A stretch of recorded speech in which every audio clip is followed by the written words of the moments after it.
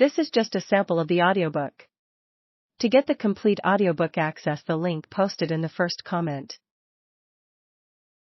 7,000 miles away, in a suburb of Virginia Beach, his 10-year-old son, Nathan, was worried about him. From the moment he'd opened his eyes that morning, he felt something bad was going to happen to his daddy. But he kept it to himself, rolled out of bed, and got ready for school. It was St. Patrick's Day, and he made sure to wear something green so he wouldn't get pinched. On a previous deployment, Adam had written in his journal to both Nathan and Savannah, Nathan's 7-year-old sister, a letter they weren't meant to see unless the worst happened. I'm not afraid of anything that might happen to me on this earth, because I know, no matter what, nothing can take my spirit from me. How much it pains me to think about not watching my boy excel in life or giving my little baby girl away in marriage. Buddy, I'll be there. You'll feel me there when you steal your first base, smash someone on the football field, make all A's. I'll be there for all of your achievements. But much more, buddy. I'll be there for every failure. Remember, I know tears. I know pain and disappointment. And I will be there for you with every drop. You cannot disappoint me.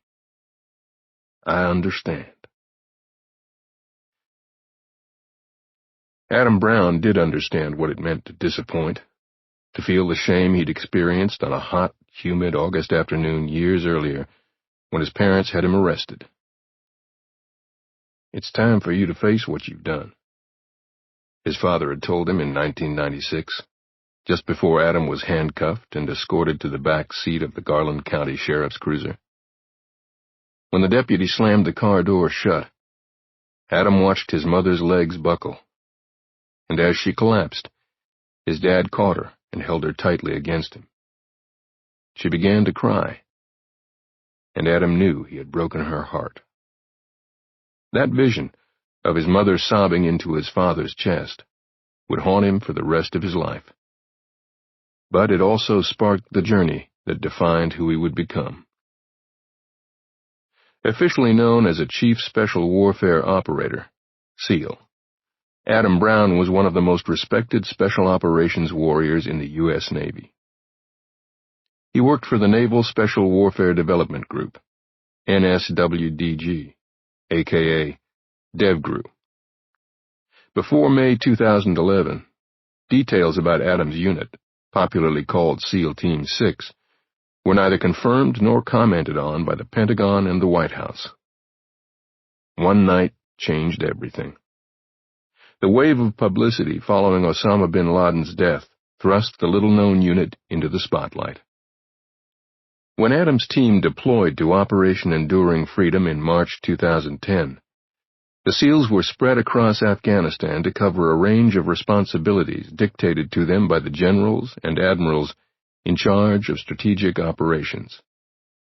Adam and part of his team were stationed at an assaulters' base in a remote corner of northern Afghanistan. This region along the Pakistan border was still, after nearly 8.5 years of the War on Terror, a safe haven for Afghan insurgents, foreign jihadists, and terrorist cells, often working in concert. It was a land of high-value targets.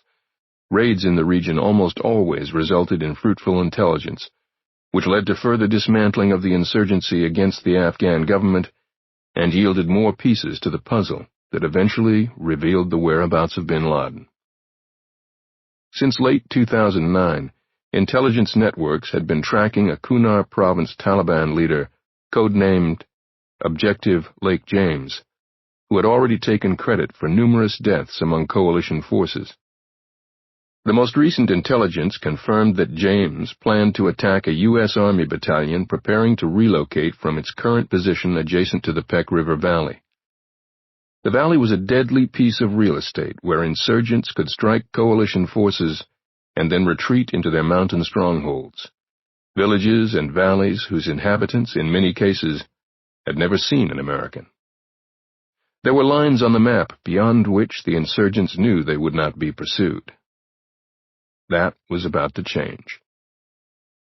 Intelligence pinpointed James's current location, a compound in a secluded village in the mountainous Chapadara district of Kunar province. Even though this particular